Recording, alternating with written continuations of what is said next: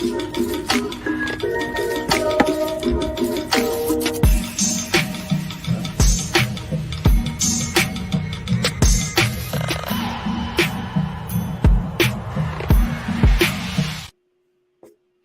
and gentlemen, we have to say it. Congratulations to the Vegas Golden Knights winning their first Stanley Cup in history. It only took them 6 years. Hopefully sometime maybe Maple Leaf fans can feel the same elation after a much longer wait. But congratulations nonetheless to the Vegas Golden Knights. And with that, it kicks off kind of the offseason where you have the draft. And we have none other than this man sitting with us right now. I want to make sure I don't mess it up. It's Jérôme Bérubé, is it? Is it? Perfect. He's joining us tonight to talk about the 2023 NHL entry draft. We got a lot of questions queued up for him tonight. And sitting beside me, as always, my co-host, Pete the Heat. Pete, how's it going tonight? I'm doing well tonight, boys. How are we doing? Jérôme, the name is throwing me off, too. I see the accent of goose in there, and I'm just like, I can't speak a lick of French, but it's Jérôme, though, right? Yes, it is Jérôme. Perfect. Well, Jérôme, I want to ask you, why scouting? What got you into scouting? What makes you like it? What are you passionate about it? What brought that all about? Yeah, I guess that's a good question. I would say since I was pretty young, I was always into like NHL draft, but also NBA draft, NFL draft. There's not much Major League MLB draft back then, but there's a lot of prospect to follow, and I was an Expo fan, so we had the only thing going on for us. We had prospects, so I was always too into like following the draft, also reading magazine about prospects, and as I grew older, I got really into it. And then junior hockey was pretty big. Where I grew up, Rimouski Oceanic moved there in '95, and I got into junior hockey because of that. And then obviously every Christmas, you have the World Junior. So yeah, so that's how I really got, first of all, got aware of what junior hockey was. And then, as I grew older, really got into it, and I thought I was pretty good at, I guess I was a hockey nerd. Yeah. There's nothing wrong with that. Yeah. Nothing. So, I just watched a lot of hockey, and then I thought, why not give this a shot, see if I'm actually good at this. And, it's been over 12 years now that I've been almost 12 years with hockeyprospect.com. So, Hockey prospects. Awesome.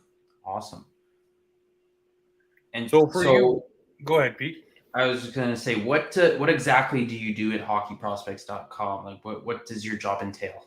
So, the website has been, it's been existing since 2004. I came in around 2012 or 2011. Okay, it's been too long. So we covered the NHL draft primarily, but we also covered the OHL draft and also the Quebec Major Junior Hockey League draft. So basically, my title is like, it looks good on a Twitter bio or my LinkedIn page, but like I'm a scout. I scout. I go to games.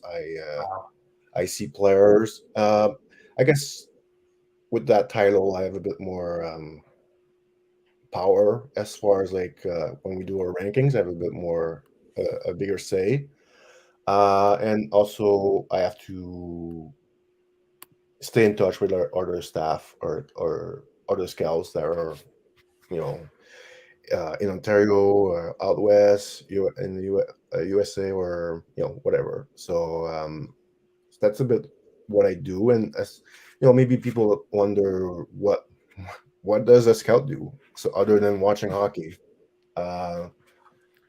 Do you go in with like a plan to a game? Like, are there certain players you're there to watch, or do you just watch the game, see who's playing well, go from there? Yeah, so let's say I'm going to a Q game, I know exactly who I'm gonna go see. But if it's let's say an international tournament, you have to be pretty, open mind. Sometimes you don't even know any of the players. You're just going and pretty much in blind, basically. And I love doing this because I love discovering new players. So What's the biggest gem you found? Like, is there a player that you found that no one had on their radar, and you're like, I know that kid's going to be good? oof. So many. Yeah, like there's so much coverage now that it's tough to find a player that nobody Fair knows enough. about. I would need really to think about it. Like, but since it's a Leaf podcast, I will say it's not true. Like a lot of people knew about him, but I would say we rank him very very high. Was Matthew Nice, um, 2 years ago. We rank him 13 overall in our list, and he went 57. The Leaf knew him. Like as far as I know, they had him rank around where we had him rank. But he went 57 overall, and he was ranked a lot later on other lists than I saw. So I would, since it's a Leaf podcast, I will mention Ice as a possible answer. So with Matthew Nyes, what drew you to him? What was his what popped him off the page, so to speak, as a prospect? Because a lot of people say the same thing now, that hindsight's always 2020, that he should have been drafted higher. But what led you to that conclusion for him? Was it his physical play, the way he can kind of control the puck and play along the boards and stuff like that? Or is there something more to his game that maybe we don't even get to see yet? Yeah.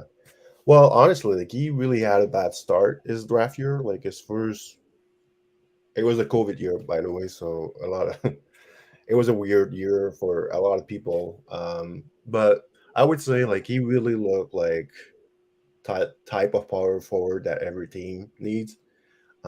He was, I think, the second half of the year in the USHL, he was probably the one of the more dominant player in that league. Um, not because he was like his stats were like, I think he was just around a point per game, so it's not like he was a 2 point per game player, but just the way he played, like down low, just a high compete, just never stop. His motor never stopped. Just and really great shot. Guy's got a really really powerful shot, great release. So Looks there's a like lot. another player out there we know. Yeah.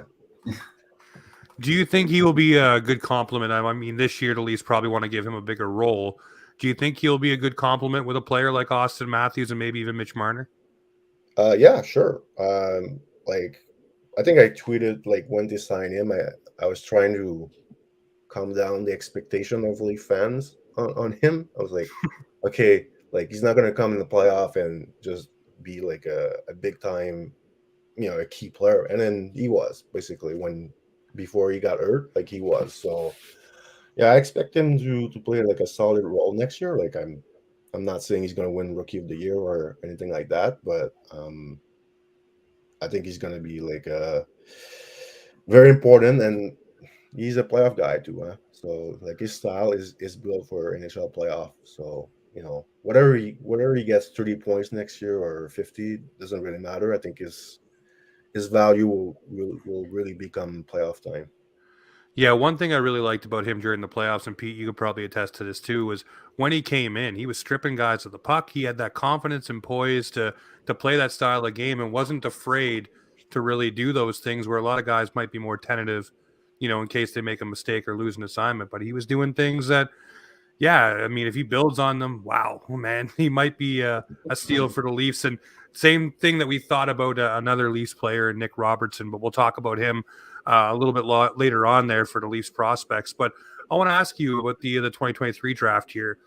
In your opinion, you've covered a lot of drafts. You've seen a lot of different things happen.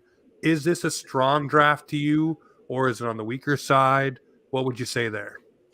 Well, I would not say it's a great draft, but I wouldn't say it's a bad draft either. I think it's a decent to above average draft. Um, I think the hype machine has gone a bit too crazy on online It's since the the beginning. Bedard draft. Yeah, I mean the Yeah.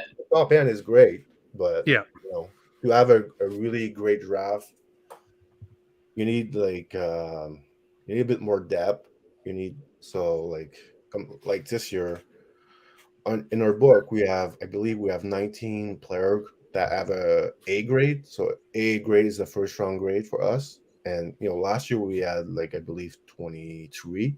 So just to give you an idea of, we don't think this draft is as amazing as people make it sound, but you're still gonna That's get interesting. players. So, but it's not 2003 and it's not 2015. So you think last year's draft is way, or at least more deep than this year's, based on the grading off hockeyprospects.com? Yeah, at least as far as the first round talent, I feel like last year had a bit more, potential real first round talent available. All right. I know Pete's got a question about Adam Fantilli he wants to ask you. So yeah, so I'm going through hockeyprospects.com. I guess the hype train is real. From what I'm seeing, what I see on Twitter, the radio, everyone has Fantilli going at 2. You guys have Leo Carlson going at 2. Do you mind explaining? Yeah, it's pretty simple. Well, it's not simple. Well, we value hockey sense, right? That's the number one thing we're looking for players, because the smarter you are as a player, the easier it's going to be for you to translate to the next level. And we see a big difference between Carlson's hockey sense and Fantilli hockey sense. So Fantilli is a great player. What he does well, he does it exceptionally well. Like skating, his skill level, his compete level, it's all high end. But just the hockey sense is lacking a bit for us. And Interesting. Carlson he's one of the smarter players in this class, and his skill level, is pretty high end as well.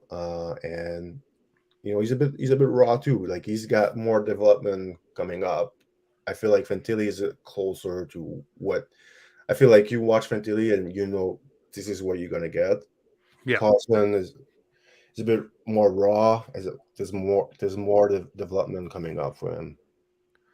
So let me ask you about the hype train that is Connor Bedard. Obviously, he's setting the world on fire. Everybody's wanting this guy. Chicago gets the rights to draft him, getting first overall. If you had to, and this is a better question than asking what his strengths are, because we know what most of those are there any weaknesses in Connor Bedard's game that maybe you've identified or others identified? Some people say maybe size, but I mean, you look at now in the NHL, there's a lot of smaller players that come through and are doing really well in the NHL the way it goes now. So I'm wondering for you, is there something? Well, if you asked me that question 2 years ago, I would have said probably the skating, but 2 years later, the skating has really improved. Maybe is playing his own zone, play away from the puck could be better, and that's going to be probably the biggest challenge for him coming next year. And also, he's not going to play for a really good team next year either. So sometimes they're not going to have the puck too much. Yeah, I would say his play away from the puck. And as a center, I don't know what, I mean, he's not a Blackhawks yet, but we all know he's going to be a Blackhawks. Are they going to play him at center next year? Are they going to try to, protect him a bit as far with his defensive game? We'll see. But if I have to pick one, I would say, yeah, his defensive game is probably the thing he needs to work on. Okay. Now, I'm just curious here. Based on, I guess, your guys' analytics, do you have, when you did the McDavid draft, do you have him rated a bit higher than Bedard, or is it just an A rating? Do you mind explaining? Well, we don't really have you don't compare players like that. Okay. If I compare, having watching both guys at the same age, I would say McDavid is ahead just because of it. The skating, it was it's elite of the elite, basically. So Bedard improved his skating, but he's very far from being McDavid skating wise, and he also doesn't have McDavid's size. Not that McDavid is a huge guy, but he's still a 6'1" forward. So, well, I want to ask, the Connor Bedard's game, does it translate well to the NHL right away, or is he going to be a player that kind of needs to find his game at that level? And I look at a guy like Nathan McKinnon, who took a couple of years to really get rolling and get going with his body and his size. I'm wondering if Connor Bedard jumps in right away and showcases and shows everyone what he is, or is there going to be a little bit of time before the Connor Bedard show hits full stride? Yeah, that's a tough question to answer because like he's going to Chicago. Like, what is the Chicago team going to look like next year with him? Like, is he going to have enough help? So yeah, 100% he will play in the NHL next year. What kind of impact? That's a tough one. Like he has like one weapon that is shot is Yeah. like his shot would translate to the NHL. Like his shot is crazy good. Wicked. One of the best shot we've seen. So that will help him. But like as far as like his overall game, I think there might be some tougher games. I guess I would say for him next season. I mean Nathan McKinnon had some up and down moment as well. Yep. So I mean, people forget it. Like it's really hard to play at 18 in the NHL. As good as you are, You're still a kid. It's a tough league, man. And if you don't play for a good team, that doesn't help either. So it's gonna be interesting. Like I don't expect him to score like 40, 50 goals next year. I might listen. You guys might call me a year from now and telling me I'm wrong on this one, but I expect him like a pretty solid rookie season. But like I don't expect him to challenge for a 50-goal season next season. Yeah, I think he's going to take a little bit of time to mature and grow into the NHL, but he'll still have flashes of, what will be Connor Bedard once he gets his footing and a team around him as well. And it'd be interesting to see what Chicago does place around him. Even in the lineup, a guy like Ivan Barbashev has been mentioned already, who's a UFA, might be a good guy to slot beside him there in Chicago. Give him a little bit of a grit and a size and a body to play with. But I want to ask you with this draft here, what is your biggest riser so far, or a couple of risers that you've seen that maybe at the beginning of the year or even a year out, you looked at and said, this person's here, but now they've really, we talked about Bedard skating, but someone who's really rose the rankings in your opinion? So from the start of this season, that's a good question. Like honestly, there's guys at the beginning of the year we don't know. So we have to use this season as to find those players. Yeah. So that's a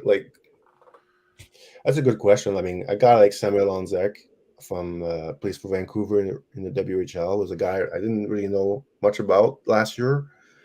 He played in the Slovakia league last year, but I didn't really get a real good look at him. And then you watch him early on with Vancouver, you're like, whoa, that's a player. He's huge. He skates super well. One of the best skater in this draft class.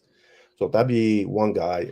I could name, Dmitry Simichev was a defenseman out of Russia. Same thing. Didn't really know much about him last year, and he was.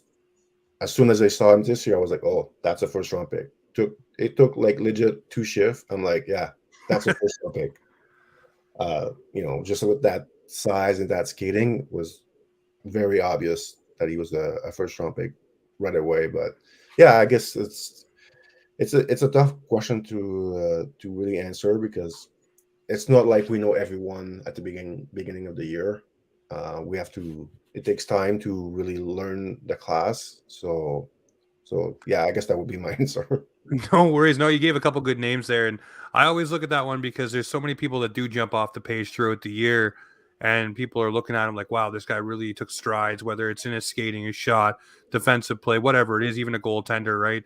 So I look at that question and just say, there's obviously guys that maybe make themselves more noticeable, should have been maybe the way I framed that. But you gave a couple great names there. I know Pete's got one on the other side of it. Sorry, drawing a blank there, James. But for guys falling, in the draft there, like someone maybe you had ranked a lot higher. We just talked about Fantilli, maybe not going second in your rankings. Right. But is there anyone else that you may think maybe dropped a few positions here? And, we look at Matthew Nyes, another guy you guys had ranked 13, got taken out of that round. Same with Nick Robertson. A lot of people said maybe would have been drafted in the first round. you know, et cetera, et cetera. Is there anyone that you may think that may drop spot? Another guy I think of was last year, Brad Lambert. You know, another player like that. I mean, some guys just sometimes it just happens. They just have a really bad draft year. So a guy like Cam Allen, who plays for Guelph in the OHL, started the as a first round talent on every list, and I have no idea where he's going to get drafted. Like, he could be a 4th round, 5th round pick now. Wow. Another guy, a Slovak kid that plays in Sweden, Alex Cernik, same thing. Started as a potential 1st round pick, and who knows where he's going to go now? Like, he's really late on our list, like Allen. So I'm guessing he's going to go like between 4th and the 6th round. So happens every year. I remember way back, Nick Ebert was playing for Windsor, was thought as a potential 1st round pick, and he went like late in the 7th round in his draft year. So that we don't always know why. Sometimes it's like off ice stuff. Sometimes it's just the kids has lost, like doesn't like hockey anymore. You never know. You never know why a kids stop progressing. Sometimes some of them will bounce back the year after. I saw this a few times in the queue. I remember Maxime Comtois in the queue, terrible in his draft year, and comes back the next year and he's one of the top player in the queue. So sometimes it just happens. Well, I want to ask you about the Maple Leafs draft this year, or lack thereof, really. They have a 1st round pick that's 28th overall, a 5th and a 6th, which I think is 140th and 168th beyond that. For you, I want to know, I would love the Maple Leafs to be able to get a guy like Quentin Musty, who's ranked 18th on your list at the 28th pick. Am I out to lunch on that? Could he fall to that position? I've seen him variants on different lists. I'm wondering for you, would that even be a player the Maple Leafs would go after? I know they did speak with him at the Combine. But, I mean, I look at him, a left winger, he's got some size, can put up some points. Obviously room to grow. He's only, I think, 17 years old. So, be younger going into the draft as well. What are your thoughts on Quentin Musty? Yeah, I actually be surprised if he's there at 28. He's very talented. Like you said, he's a big kid, 6'2", 6'3". His skill level is really high end. One thing actually surprised us this year was how good his playmaking was.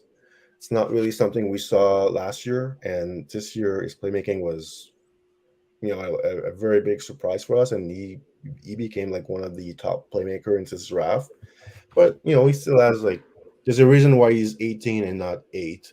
The skating is a one question mark with him, and then his compete level is up and down from game to game. So, but that's a guy. Anyway, if he's there at 28, I think he'd be a great pickup for the Leaf. But I wouldn't bet too much money on that. Is there a certain player you see the Leafs taking? Maybe a defenseman? I mean, James wants a left winger apparently, but who do you see the Leafs picking? That's a tough one because we don't know who's going to be there, but I know there's a defenseman that plays in Moncton in the queue, Etienne Morin. I heard he said it himself that the Leafs were really positive in his meetings with him, and he's a guy that talk about a riser during the year. That's a guy who made some pretty good progress over the course of the season. And he's one of the best pure offensive defensemen in the draft. So maybe he's an option at 28 for the Leafs. At that range, you can maybe get guys like another player from the queue, Ethan Gauthier, would be. He's a hard-nosed, energy player, smart player also. So he might be a fit in that. If the Leaf keeps the 28 pick, he could be an option there too. But it's really hard to predict how the draft is going to unfold. it's a bit all over the map this year. I find so. Should be a really fun first round, I feel. No, it's definitely going to be a first round. I want to ask you a little bit further on down the draft for the Toronto Maple Leafs, obviously the 5th and the 6th round, and that is a crapshoot. But there's a couple names I want to ask you about that I've looked at, and we all love our right-handed defensemen. So at 140th, I looked at a guy like Hoyt Stanley from the BCHL. Has the ability maybe to develop into a top 4 defenseman if brought along the right way, the right time. 38 points, 53 games. 187 pounds, 6 feet. He has room to grow as well. Wonder what you think of a guy like Hoyt Stanley, or is that a name that's even crossed your mind? Yeah, I watched him a little bit. He didn't make our list, so he was just outside of our list. So I think he's a nice, I guess, project pick for a team late in the draft. He posted some good numbers in the BCHL. He's going to college. I believe he's going to Cornell, maybe, or one of the Ivy League teams, I believe. So that's a good project. You put him in college for at least 3 seasons, let him develop, let him get better. I think one part of his game that we're not sold on him, and maybe that's a big reason why he didn't make our list, was maybe the hockey sense was a bit too low for us to put him on our list. Okay. But yeah, so he's still an interesting pick, maybe late in the draft for a team, I think. The other guy that I had too is another right-handed defenseman, I guess later on, way later in the draft, when the Leafs select on the 6th round, was the overager for Seattle, Jeremy Hansel. Yep. 6 foot, 196 pounds. They really, I guess some of the write-ups on him said his defensive game has come a long way and was one of the WHL's top penalty killers as an overager. You talk about projects and things like that. I look at the Leafs and say, they have some defensemen coming in their system, but, it never hurts to have a couple more right-handed options coming through. Would he be a guy that would potentially be maybe a worth taking a flyer on in the 6th round if he's available? Yeah, for sure. I mean, I think we have him ranked top 75. Okay. So, doesn't happen often. You have like a double, a guy that went through 2 drafts, I guess, drafting his, basically his last year of eligibility. Yeah. But he's a very smart defenseman. I think he broke their. I'm not a big plus minus guy. I think it's overrated stats, but or WHL scout told me that he broke the all-time record for plus minus in the. Yeah, he's a plus 70 this season. Yeah, and the WHL playoff, he broke the all-time record, I believe. But very smart defenseman. Probably not going to be a super high offensive guy, but doesn't do many mistakes on the ice, and defends well. Good gap, good stick, good to retrieve pucks as well, which is super important for a defenseman. So definitely, he would be a decent pickup if you have you get him in the possible fifth round. Well, hopefully, maybe the Leafs then, instead of Hoyt Stanley, maybe they chase after Jeremy Hansel in the 5th round with their pick, and maybe scoop him up late there. Hopefully, anyways. Me and Pete want to know. Obviously, the Maple Leafs have some prospects in their system. A guy like Nick Robertson, who's been oft injured, is probably one of their blue chippers still right now. Hopefully, he does come around this year and get to play if he's healthy. Matthew Nye is another one, but I want to know, outside of those 2 names, I mean, I'm heavy on the Toppy Nemela train. I really like what he brings. Another guy is Ronnie Hervinen. Is there someone in the Leaf system, maybe a Ty Voigt or something like that, that pops for you that you think maybe people are overlooking a little bit or not thinking of? Even Fraser Minton comes to mind. Actually, that's a good one. Fraser Minton had a pretty good year in the WHL. We liked him in his draft year. We actually had in rank, but there was like a technical issue that made him disappear from our list. Yeah, we have no idea how that happened, but hey, sometime Excel will play some game on us. But yeah, I think that's one guy I would mention as a potential a nice pickup by the Leafs. Smart player, I don't know if he's going to be a true top 6 forward down the line, but I think he looks like a solid pro in the future. And honestly, guys, like all the other Leaf prospects, it's not like I didn't watch them, but like I usually really focus on the NHL draft. So Yep. a lot of them I've watched them a lot in their draft year, maybe like Ward Jr. after, but there's only 24 hours in one day. Well, that's why I figured I'd stick with guys that are kind of more recent, like the Nyes, the Robertsons. Yeah. Do you think Nick Robertson has a chance to succeed in the NHL, or has the label of a glass player already been bestowed upon him? Honestly, I really don't know. I've not I have not really followed him since maybe like his first time he got called up by the Leafs. Yep. Since then, I've not really pay attention to like I know he's been hurt for quite a while, so Yeah. but I can't say I'm watching Toronto Marlies games to see what's going on with the Leaf prospects. Come on, Jerome. We need you watching these. We need more info. But no, definitely. I get it. It gets 24 hours. There's lots to watch and lots of hockey around the world to watch. And I guess you're in a lot of rinks as well. So you're watching things live. One thing we wanted to do with you was the 5 burning questions. Sent them to you earlier. So the first one here for this 5 burning questions segment brought to you by our sponsors, Boxing Rock Brewing Co. The first one is one draft pick you saw coming that others weren't sure of. Yeah, I guess I answered that question already, but Yeah. That's my fault. Yeah. I could say Matthew Nyes, but it's not really true. Like a lot of people knew about him. It's like I'm not gonna I knew him, but nobody a lot of people knew about him, but I would say like we rank him really high and nobody had him like really close to where we had him. So I guess that could be an answer, but like NHL team obviously knew about him. A lot of the NHL team had him in the first round. Just it didn't happen for him to go high. Well, Toronto got themselves one, and I'm excited to watch him. I'm wondering one pick that you thought was a slam dunk, but wasn't. Neil Yakupov doesn't Interesting count. One. Yeah. Okay. I would not call them bust, but 2 guys I really like, and they actually play on the same team. So you're going to have a 2-for-1 answer. Alexis Lafreniere and Capo. Yep.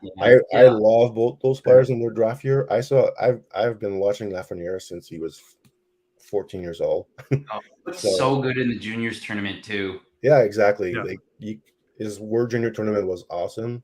And Kako was like tremendous in his draft year. Like he was as good as Jack Hughes. And for whatever reason, it's like they're not bad players. They're pretty good 3rd line player, but they can't take the next step with the Rangers. I agree.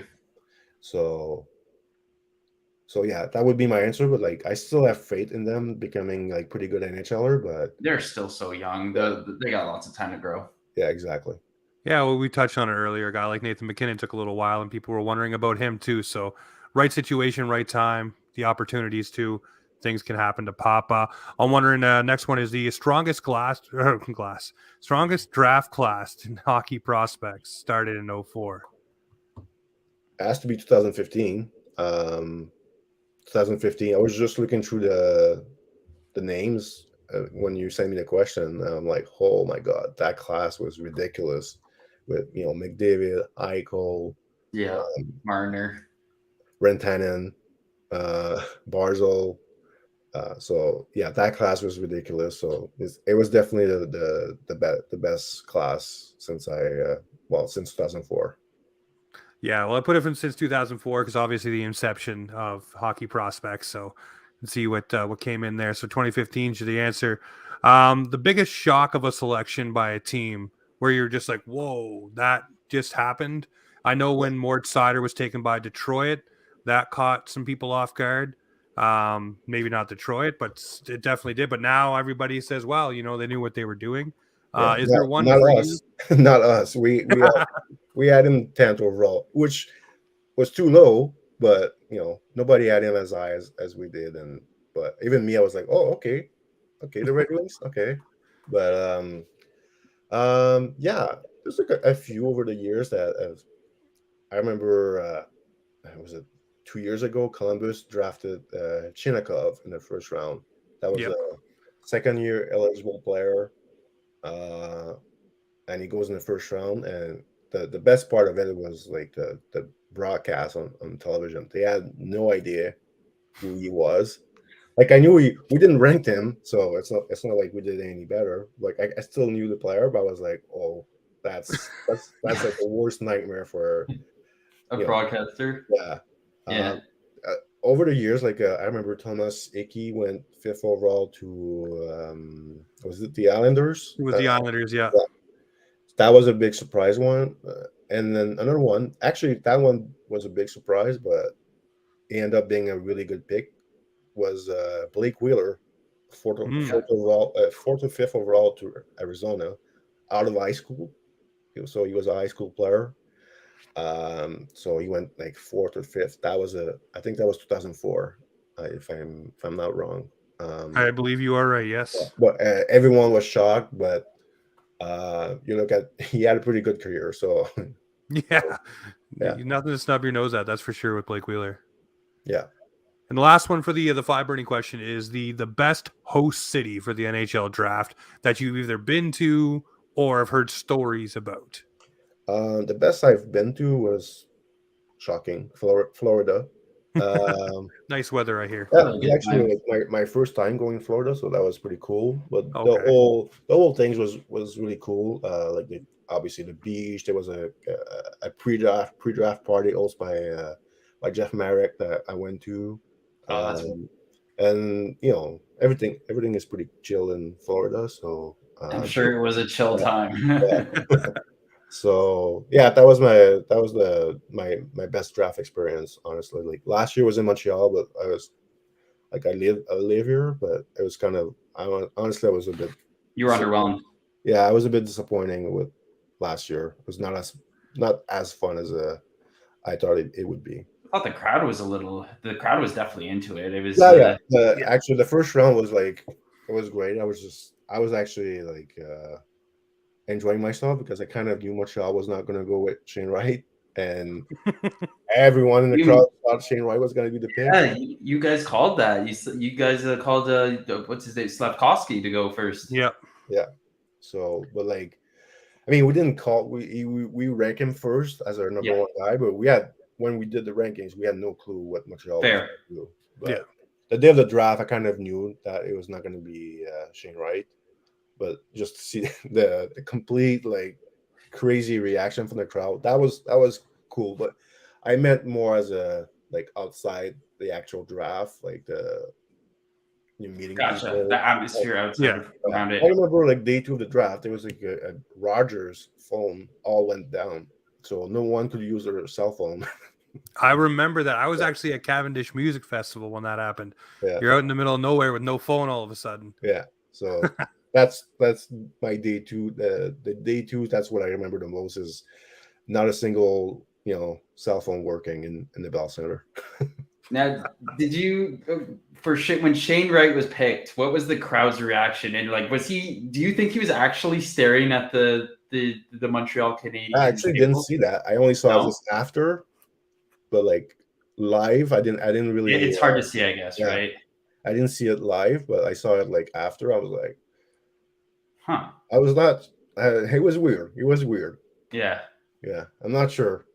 But I mean, sometimes we forget, man, like those kids are 17, 18 years old. There's so much like hype with that draft. The crowd in Montreal, like they were crazy that night. I remember when I was 17 years old, like forget it. Like I would have not handled this moment really well, I think. So I give props to all those kids. They're a lot more mature than I was at. Oh, definitely. Yeah. Yeah, I would have been, I don't know, stomping my feet or whatever, but I definitely would have been pointing at that table once I got up on stage, making sure they knew they made a mistake. For you, going into the draft, we'll switch off the burning questions and just ask this one here. What is it like? Do you guys go on site? Is it every draft you guys go to? or is it just certain ones? And what does that look like for you guys day of and stuff like that? I'm not going this year, but usually my boss will go pretty much every year. So I mean, there's like a media party going on. Usually nowadays, usually it's like, so I think this year the draft is a Wednesday night. Yeah, it's a little different. Yeah, so it's a bit weird. I used to go, it was always on the weekend since I guess since ESPN got the NHL deal, they're doing a midweek draft. Um, well, I mean, last year I believe was a midweek draft. So usually there's a draft party on the Tuesday, well, the day before the draft, I guess, or even 2 days before the draft sometime. So usually like you hang out with the media, you meet like other scouts and all that. So I guess that would be that's exactly what happened during like the day prior to the draft. Now, when the draft happens, you guys have your list and you guys have all come to your conclusion of what's going to happen from your perspective. When you're there, do you guys like have your like checklist with you and go, we got that one, that one, that one, that one, just to see how it goes? I know at home, I know us fans do that. We Yeah, mock draft and think that we did it right, but I mean, as a professional, when you're there, is that the same thing you guys are running through? Like, okay, hey, we're rolling right now. We got 12 in a row. This I mean, me personally, I do it. I just because I always want to know who's like number one on our list for each picks. Yep. So, I mean, every initial team does the same thing. So I just have my my Excel sheet open and I just cross guys that get draft just to see, at pick number 16 who's going to be our top guys. So that's what I do with my computer. I just like cross guys as they get picked. Yeah, that'd be a lot of fun. Well, I'm looking forward to the draft this year. I'm looking forward to seeing what the Leafs may do with their pick. I mean, it's not Kyle Dubas anymore, so maybe it won't get traded and traded down for 2 more picks or attached to a goalie to send him out of town. One thing I want to ask you, and I know you may not know this one, but there's been a lot more chatter leading up to this draft about trading picks and player movement and stuff like that. Do you get the same kind of vibe where it's not, like you said, not the strongest draft, not the weakest, but it's in the middle of the playing field? Do you think teams will be more apt to move things around? That's a good question. I don't know. Because I don't know how teams feel about the draft. Like I have a sense of what like which player they like, but like usually there will be a lot of picks traded when it's a bad draft because teams Okay, are yeah. like, pick number 25 is the same for me if I get pick 40. I'm gonna get the same caliber of player. So it depends. It depends on the range of where they pick players and where they rank them. So I don't expect a lot of trades for like the top 15, top Okay. 20 picks, but I think once you get in the last third of the first round, I think you might see a bit more movement. You could still see some movement in the top 20, but usually every year the bigger movement happens after like the let's say that the last third of the first round. Yeah, really once the first, I guess the top 20 is gone, it gives teams a better gauge of where they're going to be picking at and what they might have a chance at. So, yeah, I mean, I'm looking forward to it all. Hopefully looking forward to getting you back on maybe in the summertime and see where your rankings shook out and how everything went for you guys. But I want to thank you very much, Jérôme, for taking the time with us and jumping on to talk about the draft coming up in the Maple Leafs. Hey, my pleasure, guys. All right, well, Appreciate ladies it, and Jerome. gentlemen, Thanks you know for the coming show on. right here. This is Offside Hockey Talk, where the Maple Leafs and hockey come to talk.